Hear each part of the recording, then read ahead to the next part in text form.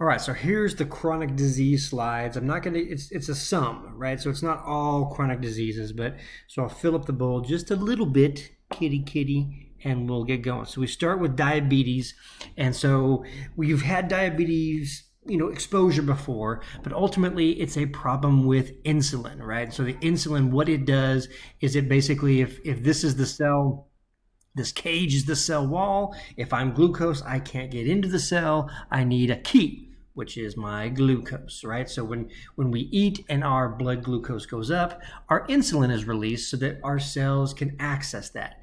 In diabetes, somehow there's a problem with insulin. Either we're not producing it, type 1, or we develop a resistance to the insulin that we do produce and release, so that's type 2. And so this is not only is diabetes itself a long-term chronic condition that has its own complications, but it does contribute to some of the cardiovascular issues that we've been talking about. So this is you have this in your slides, but there's a couple things you can look at this. There's a couple things I want to point out that I want you to kind of to pay attention to. So when we eat a lot of sugar, we get a lot of insulin released to take that sugar out of the blood, right? If we're continuing to eat a bunch of sugary stuff, so we're eating a bunch of carbohydrates, mostly refined carbohydrates, a lot of high sugar stuff like sodas, candies, those kind of things, here's what happens. I want to point out,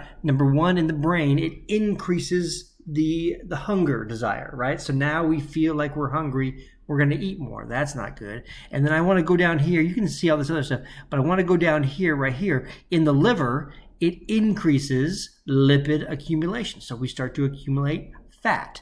Inflammation increases. That can't be good, not long term anyway. And then look at these two little nuggets. It increases lipogenesis, which kind of goes along with lipid accumulation. We're going to genocize, we're going to create the lipids, and then it decreases the lipolysis or the breakdown. So there's a lot of bad things. Insulin's good as a key. We need it. But if we get too much, it becomes kind of a problem as we go through there. There's a number of long-term effects that diabetics kind of go through, and the neuropathy, when these nerves are exposed to high levels of blood sugar over and over and over, they start to have this little degeneration type stuff. And so this is what you're seeing is a diabetic neuropathy, where these started as normal wounds that just couldn't heal because we don't have nerve innervation to kind of stimulate those healing. We don't have any feeling. Like this person can't feel it, right? Because their foot has no feeling because of the neuropathy, but it's still they got an infection concern here as we go through. The eyes, the retina specifically, very sensitive to high blood sugar, the hyperglycemic issue, and it can really damage the retina. The retina has these really small, delicate little blood vessels that if you start putting a whole bunch of sugar in there, it kind of damages them. And so you start to get a retinopathy as we go through there. And then definitely from filtering all this stuff, the kidneys and its little blood vessels are also delicate, and it tries to filter out our blood, and we're forcing these big sugar molecules and a lot of them through there. So we get these these kidney diseases and that kind of stuff. And so we have this is the healthy one, right? And then it kind of damages this little filter that we have in our kidneys, kind of thing. So those are the long-term, the long-term complications that can happen with diabetes. Overall, immune function goes down too, so that's something good to know. You should have an idea. I think you guys had acute care, and you might have gone over diabetic emergencies, and you learned how to take, measure blood glucose, that kind of stuff. You do need to know these. I know it's not in special colors, but you do need to have an idea of what a normal glucose is, right? So a normal resting glucose or fasting glucose needs to be under 100. As it gets over 130, we start to go, man, that is officially diabetes section. The A1C test is a much more longer term, as you can see, because sugar does attach to hemoglobin. So that's another way of measuring not only does somebody have diabetes, but the control of their blood sugar over a longer period of time.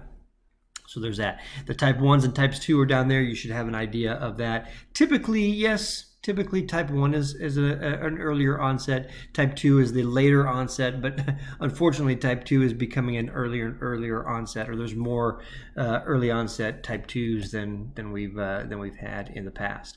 You can kind of get an idea of the general stuff. The exercise, I'm going to say a lot about exercise, especially toward the end of this, but exercise really increases the insulin sensitivity, which is the problem in type 2. In type 2, we create insulin.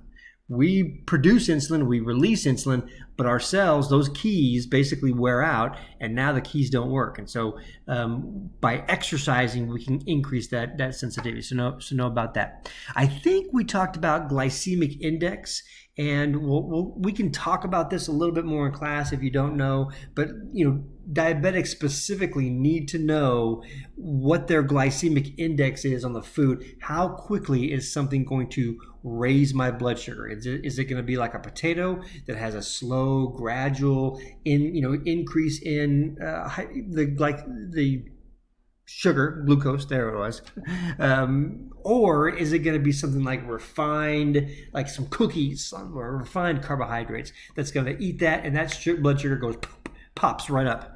All right, so as we go through here, you don't have this in your stuff yet. I'll probably add that later. I will add this on the Brightspace page. But the 2 diabetic emergencies, ketoacidosis, we'll talk a little bit about this. This is a good process. If you want to just pause this and kind of see as it goes through, somebody who has consistently high blood sugar, right? That means that the sugar is not getting into the cells are not getting the energy they need, and so they look other places. They start burning fat and proteins, not pictured here, but that creates these ketone bodies, and you can see the dehydration that comes. Ketone bodies are also very acidic, so that's where we get the acidosis part. The other diabetic emergency is the hypoglycemia, and that is, and again, I'll add this on the Brightspace page as well. But this is, you can pause this and kind of get an idea of the, if we don't have enough blood sugar, then the tissues that really need high blood sugar, like our brains, like our nerves, like our eye, those kind of things that we don't really need insulin, but our brain needs the high blood sugar so it can access it really, so we can function. That starts to become a problem. So you can look at that as well. This is something good to know. And then finally, kind of the combination of the 2 diabetic emergencies here. We have the diabetic coma, which is that ketoacidosis, and then what they call insulin shock or hypoglycemic shock. If you have too much insulin, the blood sugar goes way too low. So you can kind of get an idea of the comparison.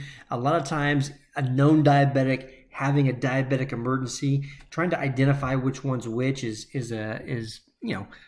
important, and sometimes it can be difficult. So we'll probably talk a little bit more about this in class, at least address it as we go through.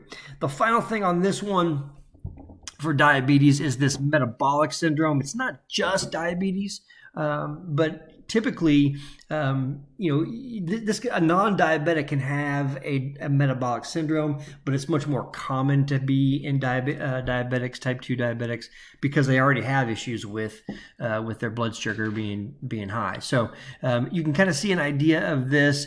These are this is the actual symptoms, and then become also risk factors as well for a lot of other conditions, especially cardiovascular conditions as we go. So we'll talk a little bit more about that in class if you have some. All right. So there, I don't want to put anybody to sleep too much like the kitty here. So we're going to take a quick break, and I'll have a part 2 coming.